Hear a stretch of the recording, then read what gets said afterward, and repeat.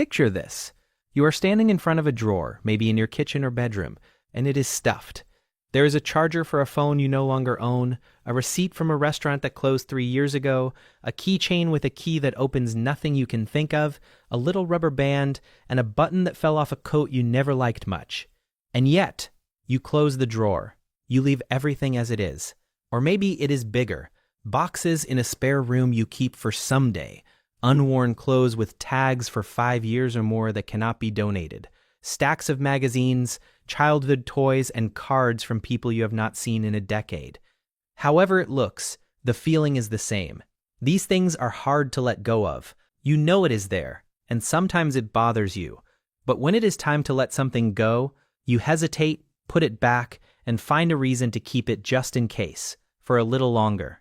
If that sounds familiar, I want you to stay with me today, because what I am going to show you is this. The reason you cannot throw things away has almost nothing to do with the things themselves. It goes far deeper than that. It is about memory, identity, safety, and the way your brain has learned to protect you. And once you understand that, something shifts. Let me start by saying something clearly because I think you need to hear it. You are not a hoarder, lazy, or a disorganized mess who cannot get it together. Those are stories we tell ourselves or others tell us, and they are not only unkind but also scientifically inaccurate. You are someone whose brain has developed a specific human relationship with objects and what they represent. Psychologists call this object attachment, the emotional and cognitive significance we assign to things beyond their practical use. As we explore this, notice how your perspective might shift. Object attachment is not a disorder. It is not a flaw. It is, in fact, one of the most deeply wired aspects of human psychology. We are the only species on the planet that preserves objects to carry meaning across time. We build museums for it. We write wills to decide who gets what. We pass down jewelry and furniture through generations, not because they are useful, but because they carry something invisible and irreplaceable. Memory, identity, love, continuity. So before we go any further, understand this. The impulse to keep things is not irrational. It is deeply, profoundly human. But here is what I also want you to understand. And this is where it gets genuinely fascinating.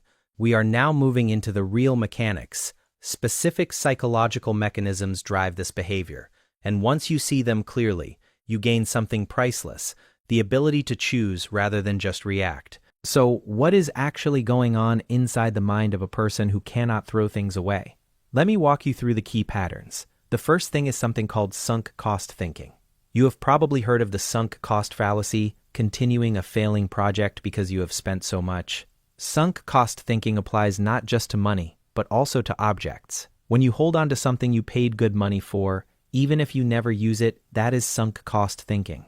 When you keep a gift you dislike because getting rid of it feels like disrespecting the giver, that is sunk cost thinking. Your brain is not evaluating the object's present value but measuring past investment, money, emotion, relationship, and refuses to let it feel wasted. Here is the truth about sunk costs. The money is spent and the moment is gone. Keeping the object does not restore either. But your brain, wired to avoid loss at almost any cost, does not see it that way. Neuroscience shows that losing something activates the same neural circuits as physical pain. Neurologically, we are loss-avoidant creatures. The second pattern is emotional memory. This one is quieter but runs deep. Objects are not just objects to the brain, they are anchors. They become containers of experience, time, and feeling, so letting go risks losing important memories. That old concert ticket is not just paper, it is the feeling of being 19 and invincible. Your grandmother's teacup is not just a teacup, it is her voice, kitchen, and how Saturday mornings felt. This link makes it emotionally difficult to let go, as if erasing part of your life or identity. There is a fascinating body of research in what psychologists call the extended self theory, first developed by consumer behavior scholar Russell Belk. His work showed that people experience their possessions as literal extensions of themselves. When we throw something away, the brain does not always register it as a discarding act. It sometimes registers it as losing a part of ourselves, or worse, losing a person we loved. The third pattern is a scarcity mindset. For many, the inability to let things go is linked to a deep, often unconscious belief that resources are limited, a mindset connecting every object to future security. When you believe things are hard to obtain and might be needed later, your brain treats holding on as a way to ease anxiety about scarcity. This leads you to keep possessions just in case, viewing them as potential solutions to future problems. This mindset often has roots that go back much further than adulthood, but we will get to that in a moment. And the fourth pattern, rarely discussed, is decision fatigue. Every object you consider throwing away requires a micro-decision. Keep it or let it go. Is it useful? Does it have sentimental value? What if I regret this? That mental effort compounds quickly. A home full of things is not just a physical weight, but a cognitive one. People who cannot throw things away are not indecisive. Their decision-making bandwidth is consumed by the sheer volume of choices their environment presents daily. And all of this brings us to perhaps the most important question of all. Where does it start? Let us transition now from how these patterns appear to why they arise in the first place. The roots of our relationship with objects almost always lead back to one of two places: our evolutionary wiring or our personal history. Let us start with evolution, because I think it reframes everything. This is the foundation for understanding the rest. For most of human history, objects meant survival. The brain evolved to value useful things, resist discarding potentially needed items, and feel anxiety about scarcity. That instinct once saved our ancestors. You are living with that same brain. In a world of abundance, your brain can still operate under scarcity logic. It is doing exactly what it was designed to do. Now, the personal history piece. After evolution, the second root is our unique life story. For many who struggle to let things go, there is a past, often in childhood, when they experienced real scarcity. Maybe there was not always enough money. Maybe things that mattered were taken away or lost without warning. Maybe their environment was unpredictable, and objects became the one thing that felt stable and permanent. Things do not leave, change, or move. They stay exactly where you put them. For other people, the opposite is true. They grew up in homes where objects carried enormous emotional weight, where keeping things was how love was expressed, family history was stored physically, and throwing something away felt like betraying those who came before. Traditions that made sense in one context do not always serve us well in another. And that is what we need to gently untangle. Now, here is the part of this conversation that I find genuinely remarkable. And I want you to really hear this, because I think it will change how you see yourself. People who form deep attachments to objects are not, as the cultural narrative suggests, stuck in the past or unable to cope with the present. Research published in the Journal of Positive Psychology found something quietly extraordinary.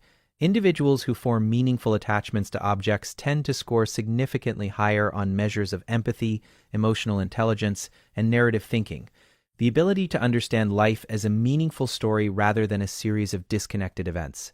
In other words, the same psychological wiring that makes it hard for you to throw away an old birthday card is the same wiring that makes you deeply loyal, emotionally attentive to the people around you, and capable of holding memory and meaning with a richness that many people simply do not have access to. Your brain is not broken. Your brain is, in a very real sense, a keeper of stories. And that is not a flaw. That is a gift. The challenge is not to eliminate that gift, but to learn when it serves you and when it quietly costs more than it gives. So how do you actually begin to change your relationship with the things you hold on to? I want to give you 3 practical, psychologically grounded approaches. The first is what I call the energy test, not the utility test. Most decluttering advice asks, do you use it? Is it useful? But for people with strong object attachment, that question rarely works. Of course it might be useful someday. Of course there could be a scenario where you need it. Instead, try asking a different question. Does holding this object right now give me energy, or does it quietly drain me? Some things we keep to sustain us. They make us feel connected, grounded, and loved. Those are worth keeping, even without practical function. But others, if you are honest, you know which, carry a weight, low-level guilt, grief, or reminders of something unresolved. Those deserve closer attention. The second approach is what behavioral psychologists call a transition ritual. If you have something hard to let go of, try giving it a proper farewell. Take a photo. Write a sentence about what it meant to you. and thank it if that feels right.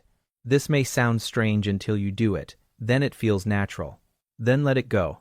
The ritual honors the memory without erasing it and gives your brain what it needs. Acknowledgement, not avoidance. If you have something that is hard to let go of, try giving it a proper farewell. Take a photograph of it. Write a sentence about what it meant to you. Thank it, if that feels right. This sounds strange until you actually do it, and then it feels remarkably natural. Then let it go. The ritual honors the memory, it does not erase it, and it gives your brain what it actually needs. Acknowledgement, not avoidance. The third approach is to think in categories, not individual objects. One of the cruelest traps of decluttering is doing it object by object, since each item can justify its existence. Instead, choose a single category: books, cables, or clothes you have not worn in 2 years, and make decisions within that category in one session. Seeing many items of the same type together gives your brain real information. It perceives the pattern instead of getting lost in individual stories. I want to close with something that I hope stays with you long after this video ends. Your home is full of life. A real, textured, complicated, beautiful human life. The things in it, however many, are evidence of that. The people you have loved, the places you have been, and the person you were at different times. There is nothing wrong with honoring that. What I want for you is not a minimalist home with bare surfaces and empty walls. I want a home where the things around you genuinely serve your life as it is now. Not as it was, not as you feared it might become, but as it actually is today. In this chapter with the person you have grown into. Let things go without letting the memory go. You are allowed to make space without erasing the past. And you are allowed to keep what truly matters while gently releasing what is quietly keeping you from fully living in the present. The person who cannot throw anything away is not weak, overwhelmed, or broken. They are someone whose heart holds on tight. With a little understanding of why and how that holding on works, you can learn to hold on to what matters and set down what no longer does is freedom. Now, I would love to hear from you. Is there something in your home right now that you know you should let go of but just cannot? Or are you someone who finds it easy to clear things out? And if so, what is your secret? Tell me in the comments. I read every single one. And if this video gave you something to think about and helped you see yourself a little more kindly, please consider subscribing. There is a lot more where this came from. New videos every week, all built around one simple idea. Understanding yourself changes everything. See you in the next one. Take care of yourself.